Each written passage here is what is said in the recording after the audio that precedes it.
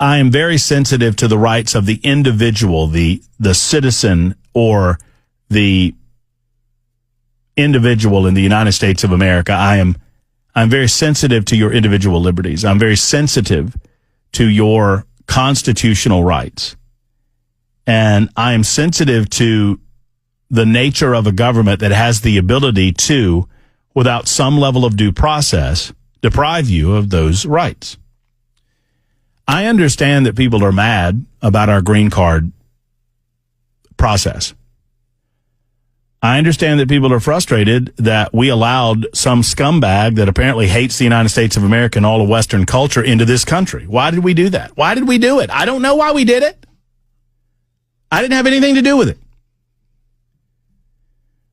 But for all of you telling me that this individual is allowed no due process after becoming a legal resident of the United States by obtaining a permanent resident visa, also known as a green card. For all of you telling me that, then I have one question for you. A very simple question. I'm not trying to play gotcha. This is a serious question. You say he's a non-citizen and he can be deported, and I'm going to get to what Caroline Leavitt said earlier today in her press conference in a moment, because this question goes for her too. So you might be right that the Secretary of State, and I can understand the argument, you might be right that the Secretary of State has the ability to pull a visa or to pull residency. That's all well and good. But what I'm being told by many of you in the listening audience, you amateur legal scholars, is that he has no right to due process, that you can boot him. Well, then the question is, why haven't we done it? If the United States of America has the right to boot this scummy human being out of our country without any due process whatsoever, then I would ask you why we have not done it. Don't we want to do it? I do. Don't you want to do it? Doesn't Trump want to do it? Doesn't Rubio want to do it? Doesn't Kristi Noem want to do it? Doesn't Tom Homan want to do it? Why aren't we doing it? Because in a nation of laws, laws matter. And sometimes there is a disagreement on how those laws apply in individual circumstances. And when there is a disagreement regarding the law and what the law says about a particular matter, that disagreement is taken up where? That's right, in a court. And that is called what? That is called due process. I don't like this dude. You don't like this dude. I don't know what process we allowed under the Biden administration or otherwise. Maybe it was under the first Trump presidency. I don't know. I don't know why we got to a point where we're allowing individuals that hate the United States of America into this country, and I don't like it any more than you do. But the solution is not to become the Democrats and ignore the rule of law because you don't like somebody, or because your emotions are running high about something, or because they're anti-America. What we do is we adjudicate that individual case in a court of law according to the laws that are on the books. And we move through the Congress of the United States to start changing some of these laws. That's the way to get it done. That's the way to advance the ball. Let's stop these anti-American jerks from getting status in this country to begin with. And we can't squeeze that toothpaste back in the tube, y'all. We've got to do this the right way. Now, White House press secretary told reporters earlier today that Secretary of State Marco Rubio reserves the right to revoke former Columbia graduate student Mahmoud Khalil's green card or visa. That's good. Good. Let's do it. Let's revoke it. Leavitt said that under the Immigration and Nationality Act, the Secretary of State has the right to revoke a green card or visa for individuals who are, quote, adversarial to the foreign policy and national security interest of the United States of America. Once again, it's all well and good. Let's do it. She went on to say, I should have this clip up. and I don't. I apologize. I pulled the Trump Tesla clip anyway, but I can read it to you. Levitt, or Levitt, I always mess up her name, said, Mahmoud Khalil was an individual who was given the privilege of coming into this country to study at one of our nation's finest universities and colleges, and he took advantage of that opportunity, of that privilege, by siding with terrorists, Hamas terrorists, who have killed innocent men, women, and children. This is an individual who organized group protests that not only disrupted college campus classes and harassed Jewish Americans and made them feel unsafe in their own college campus, but also distributed pro-Hamas flyers, propaganda with the logo of Hamas. That is behavior and activity that this individual engaged in. So, what are we arguing exactly? Are we arguing that you cannot present to a court? Look, I don't even know what we're arguing about, honestly. You put him before a judge. You demonstrate that he has done the things that Caroline Levitt discussed today in the press conference. You argue that Secretary of State Marco Rubio has the right to pull the privilege of the permanent resident status, and you boot him out of the country. That's the only due process I'm talking about. What are y'all talking about? Are y'all talking about doing that? Because if y'all are talking about doing that, then we're on the same page. And let's get to the business of stopping these people who hate America from being allowed on our college campuses to begin with. Let's begin the business of having a little more extreme vetting with these individuals that are coming from these foreign countries that scream death to America. We need to start on that. How about that? How about the first question and the last question asked on any of these visa applications should be about your love of this country? And the first question that an individual that is vetting this application should ask themselves is, this person that's sitting in front of me, are they going to benefit the United States of America in a positive way? And if the answer is no, you don't let them in. Whether it's to be a student or a business person or a skilled laborer or an unskilled laborer, everything we do in terms of our immigration policy should be designed to benefit the United States of America. And we have lost our way somewhere. And once again, you don't squeeze that back in the tube by skipping the due process that individuals who are in this country legally are afforded and booting them out. These are the reasons that you would boot them out. Caroline Levitt laid them out. Well, a judge has to determine, someone has to determine that he was guilty of that. Otherwise, every person, and maybe y'all feel this way. So you're telling me that every person that comes to the United States of America through a green card can be booted out of the country for no reason whatsoever by the Secretary of State? Is that, I mean, maybe that's the position that some are taking. I would suggest that the way that you accomplish what you're trying to accomplish is through a change of our immigration policies and laws, not throwing those laws out off the boat and watching them sink in the ocean. I don't think that's the way to get it done. In the meantime, this guy seems to be having a little fun. Which one did you buy? Yeah. Which one did you buy? The one I like is that one. And how does this work? And I want that same color. Are you going to put down a credit card? Elon, would you take a personal check from the president? I do it the old I give checks. Sure. Donald Trump says he does it the old-fashioned way. He gives checks. You know, I like a check better than this modern system of all of a sudden there's money in your account, nobody knows. I like signing a check. Sort of. Yeah, he likes signing that check.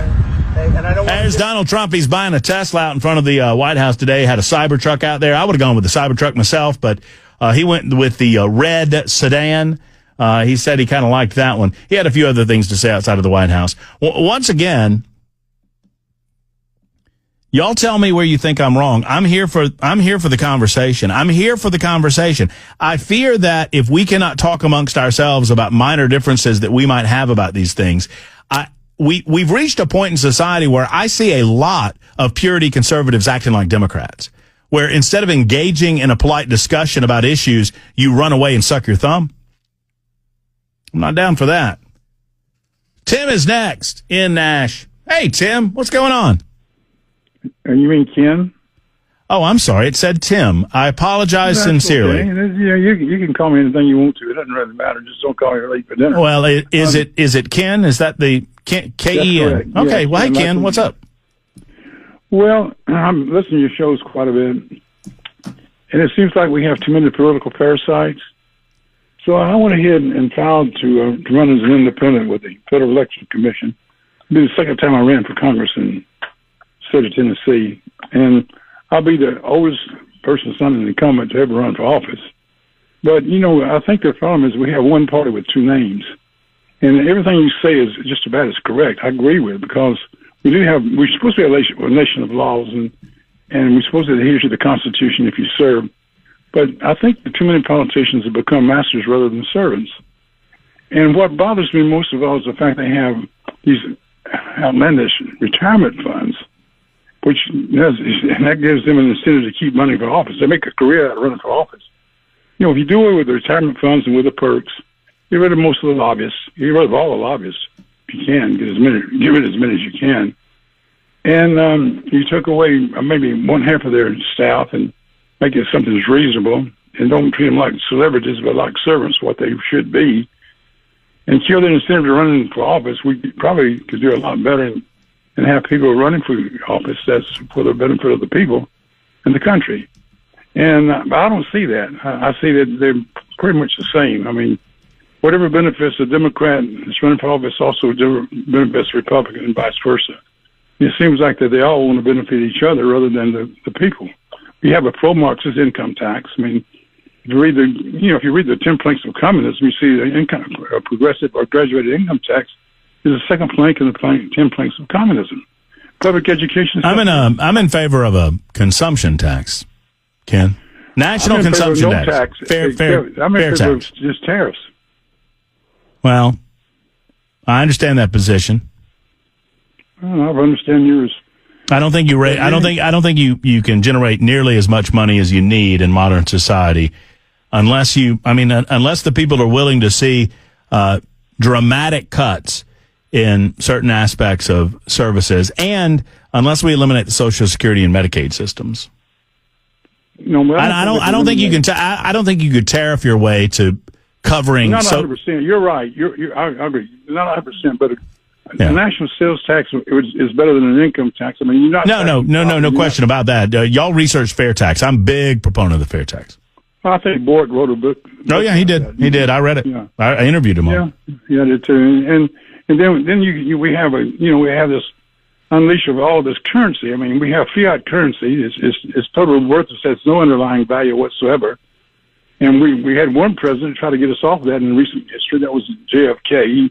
Executive Order 11110 was going to get us back on the silver standard, but no, that didn't last very long because he was assassinated. And then we have this private bank that controls the supply of the currency. Yeah, Ken, I just bottom line it for me because I've got to run. I'm late for a timeout. But have a good day. Oh, you do too. Call us back anytime, Ken. I got distracted. 6232 over on the super text line said, "You lost me, dude. F you." Well, thanks. I appreciate that. I asked how. I don't know if I'll get an answer or not. Because I've read permanent resident visa standards, because I've read violations of those standards that would result in your deportation or revocation of your green card, because I understand that while Marco Rubio, I don't disagree with what Caroline Leavitt said today at all. But if you demonstrate that there has been a violation of the aspects of what they talked about, don't you have to have a court to determine that? That's the due process we're talking about. I don't understand. I don't understand what people who are arguing with me are arguing about. We have a process for immigration. You can disagree with that process of immigration. I do. I want to immigrate far fewer people in this country than we are. But the immigration process is what it is. You don't just today decide you're going to ignore what the laws say about it and boot all of their asses out of the country. You become lawless if you do that. Do y'all want to be lawless? Because believe it or not, eventually a Democrat's going to have power again, and they're going to use it against you. Sorry, I didn't mean to get worked up. Didn't mean to get worked up. I get very upset. I get very frustrated. I get worked up because I believe that this country is all we've got when it truly comes to freedom and liberty. And that means having to swallow hard and watch things that you don't particularly like work themselves out when your emotions tell you that you want it to work out in a different way. And I don't really understand where we're disagreeing on this, except that there are some people. So let me reset what we're talking about. The position of the executive branch and the position of the White House, Donald Trump, is that the Secretary of State, Marco Rubio, has the right to revoke a green card or a visa for individuals that are in violation of that green card or that visa. If you are here to tell me that a person that holds a green card or visa but is not a United States citizen, does not have any right. I understand they don't have the same rights as a citizen. But if your argument is that they don't have any rights at all under the Constitution, I would just suggest that you're wrong. As you read the Constitution of the United States of America, understand that words mean things, and I am an originalist when it comes to this. And the founding fathers of this country could have said citizen in the Fifth Amendment, and they didn't. They said person. And they used the word citizen quite a bit in the Constitution of the United States. And so they knew what that meant. And they used the word person in the Constitution of the United States, and they knew what that meant. And they used these words when they used them on purpose.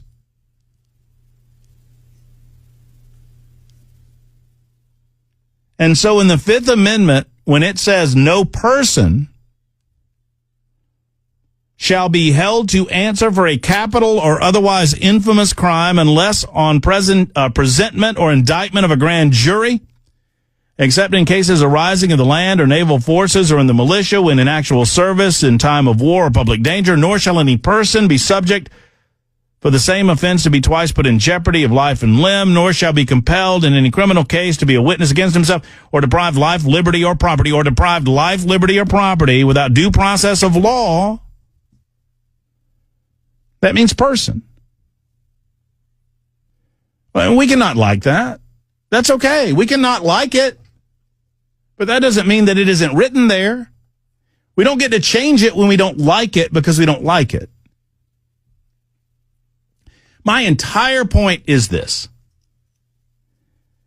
I believe that this scumbag that was at Columbia that organized these protests, I believe the protests should have been shut down by the university. I believe the protests should have been shut down by the city. I mean, I can go over and over again what I think went wrong in this case. And I do believe that I have called for on my radio show repeatedly a 12-month minimum moratorium on all immigration to the United States of America. I've called for that repeatedly. That we have to give ourselves time to get the southern border under control, although we're doing a better job of that than I thought we would so quickly. We've got to get that under control. More importantly, we've got to get those illegal aliens that are in the country out of the country. More importantly, we've got to get those bad guys that are in the country out of the country. More importantly, we've got to get those people that want to do us harm that potentially have come here legally, like this fella, out of the country. And there's a process by which you do that. So I suppose the only thing we're arguing about is that there are some that are arguing that there should be no due process for this individual. I'm not arguing that he shouldn't be kicked out. Maybe some are misunderstanding that. What I'm arguing is that there is a process by which you do it. And if a judge, whether we like it or not, and if we want to change the rules on the judges, we need to change the rules on the judges. And if we want to the Congress of the United States of America has to do that. I'm not yelling. The Congress has to do that. If you want to limit the jurisdiction of judges in a way that we have not previously done, we can do that. But there's a process by which we do that too. The rule of law is the most important thing to protect here, because the only protection that we have in our individual liberties and individual rights is through the rule of law. I suppose the argument is that persons meant citizen. However, in the 14th, they used the word citizen and then went back to the word person when talking about due process. The 14th says all persons born or naturalized in the United States and subject to the jurisdiction thereof are citizens of the United States and of the state in which they reside. No state shall make or enforce any law which shall abridge the privileges and immunities of citizens of the United States, nor shall any state deprive any person of life, liberty, or property without the due process of law. Why do you think they changed? They said citizens first, and then they said persons. Why do you think they did that? You think they meant citizen and they just didn't say it?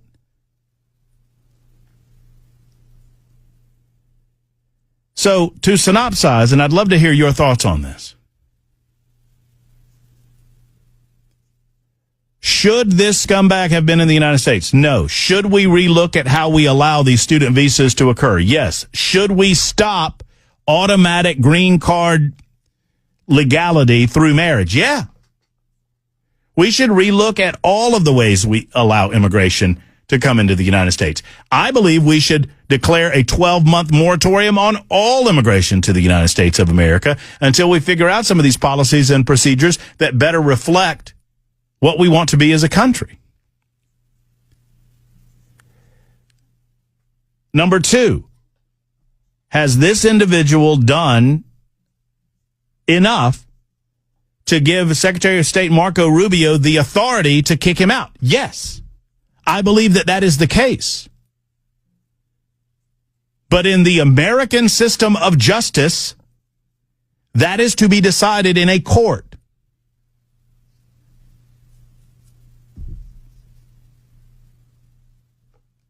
And that's due process for this person. Not a citizen, a person. Is that some sort of wild position that I'm taking? Where someone on the super text line says, I'm done with you, F you?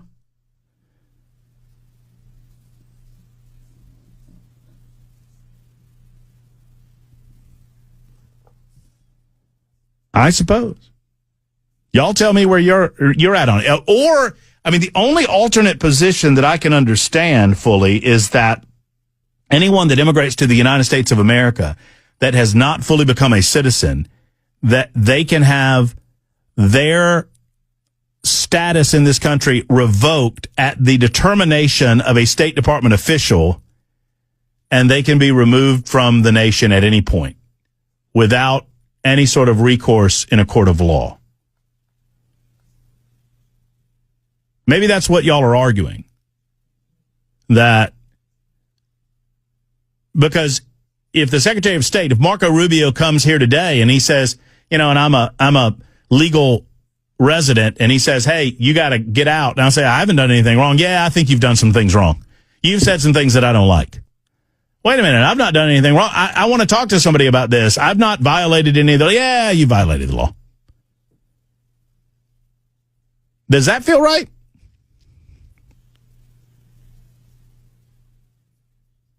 So, I mean, no. I mean, he's getting due process. I don't know what else. I don't know why people are so angry about what's happening right now. He's going to go before a judge, and as the federal government presents their case, they're going to present the information that he was spreading around the Columbia University campus. And when they do, he's going to be removed from this country, rightly so. I'm not arguing that he shouldn't be. My argument is simply that the Secretary of State does not have the authority to do that without him having the ability to challenge what they claim he did in court. All persons in the United States of America have that ability. All persons shall not be deprived of life, liberty, or property without due process of law. Joe is on the road. Hey, Joe, what do you know? What do you say, Brother Matt? How are you? It's fine, beautiful day. And it's gorgeous. I'm great, man. Oh, that's awesome, man. I just want to give you a big shout out. I appreciate your passion. I've been accused of being loud and passionate myself, and when you're a mix of Italian and Irish, you do the math on passion. But I think you're making a sound argument, and I don't think you're wrong, legally speaking. I'd be curious to see what the actual the verbiage is when you apply for your green card, meaning what's allowed, what's not allowed. Being in this country is a privilege. If you're not a citizen, it's not a right. It's like a driver's license. And so I think you're correct. He's here legally, so he is afforded due process. But I'd be curious to see what the actual verbiage says on green card paperwork. Does that make sense? Yeah, I had it up a minute ago, and I'm trying to find it. And while you're looking for that, one of the previous callers, the fellow who was talking about being the oldest person to run for office, I came across something very interesting that I think that you would also find very interesting, being libertarian small L. I am finding myself, I'm very, very conservative, Christian, college-educated, white male. Heck, dude, I even work full-time for a disaster response ministry. So, that's where I'm at with things. But I came across something very interesting today. And if you would have your vast staff there, as our dear departed brother, Uncle Phil, used to say, if you would just Google Steve Forbes tax plan. Yeah, Steve Forbes was a big proponent of the flat tax, wasn't he? He very much was, and it was very simple. I seem to remember a presidential primary debate, I believe, where he basically walked out and had basically like an 8.5 by 8.5 piece of paper, and they said, "Well, what's that?" He said, "That's my tax form." And it was, this is how much you made. This was your deduction. This is what you owe taxes on. And that was it. You got your standard deduction, which I think back then was, I want to say it was $13,000. But of course, this is $2,000, so that's very different than $25. But the gist of it was his tax rate worked out to about 17%. And on that, the United States would grow their economy, and they would be able to reduce the national debt by over 60% over, I forget what it was. I want to say it was 10 years. Bearing in mind the national debt in his forecast. Right, it was like 8 trillion or whatever it was. Yeah. So $5.5 trillion. My biggest concern about the biggest issue that I have, and I don't have an issue with a flat tax. I think it's better than the gradient system that we have now. Joe, thank you for the call and thank you for the kind words. I am more in favor of a consumption tax or a fair tax, because it does not penalize individuals for being successful. And I believe that the income tax, even at a flat rate, does that.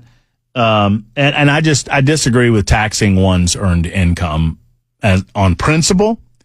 I just do. So if you tax consumption, it seems that I have a far better way to control the levels of taxation that I'm going to encounter.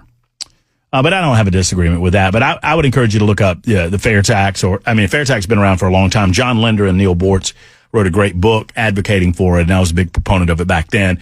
Sadly, it is not going to happen anytime soon because it takes away power from the K Street lobbyist. Billy and Steve will get to you first. Your call's coming up as well. I am interested in your disagreements on this point, on this issue of due process. Look, I think most of us agree that this dude, by the way, for Joe, real quick, criminal activity, including aggravated felony, drug trafficking, firearms, domestic violence, and the like, fraud and misrepresentation, failure to maintain residency or national security concerns, and the violation that this dude has been accused of is the national security concern. Individuals with ties to terrorism or posing a threat to national security are likely to have their visa or green card applications denied or revoked, and that's what we're following up on through the due process that he's currently engaged in.